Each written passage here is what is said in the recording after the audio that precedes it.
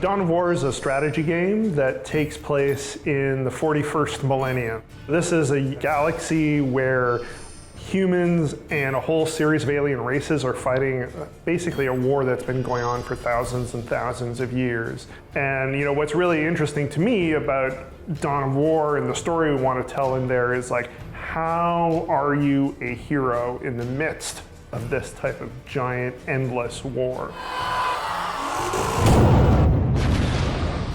The Eldar are this really interesting faction. They're a species that's been around since the dawn of time. Essentially, they used to run the galaxy. That led them to decadence and essentially led their empire to fall. The Eldar that survive to the present are the ones who stepped away from that corrupt society and are following a sort of warrior path. They have this whole tragic edge, and then they have this whole highly arrogant edge. Together they shall achieve righteous victory. The Orcs are this great lunatic horde that we get to play with. They're much wilder than the very controlled Eldar and the very regimented Space Marines. They absolutely are funny when you're outside the settings. But in the setting, if you're standing in front of an Orc, they are terrifying. They're these homicidal monsters who are gonna rip your head off and laugh at your corpse. Yeah! Gabriel Angelos is the face of the Dawn of War franchise in a lot of ways. He has gone through a great deal over his career, and that's something we wanted to bring into Dawn of War 3.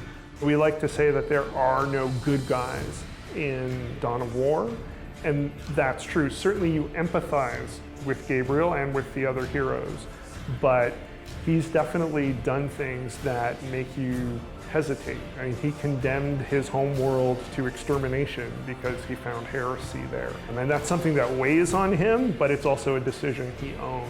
And I think in that way, he really captures what's important about the Blood Raisin. Maka is a returning character for us. She was first introduced in the original Dawn of War, and we haven't really heard from her since then. When last we saw her, she was very much in charge. There was no other Eldar that she was answering to. Now we find her and she's sort of in a secondary role. She wants to regain that role. She has to find the ways to guide her people. The Orcs really come alive when there's a layer of madness and then there's some really smart deviousness happening under the surface.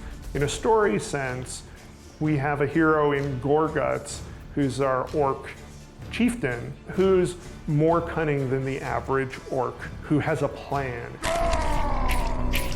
He's still punching people in the face and ripping their heads off and mounting them on spikes and doing all these crazy orky things, but he's doing it with an agenda. I want to know! We're telling a story about characters, not about entire armies. And it's an incredibly challenging but rewarding thing to dig into, especially with a strategy game. We make games where there's a massive army of hundreds of units clashing, and it's easy for that to feel disposable. What the story brings to that is to bring context, and that's what elevates it. But then there's also how we create an environment where it feels like there's a context and a rationale, and that's where things like all the audio barks for all the characters and hearing the Space Marines call out to the Emperor, that just creates a whole tenor to how this universe works, how combat feels. That's our whole setting.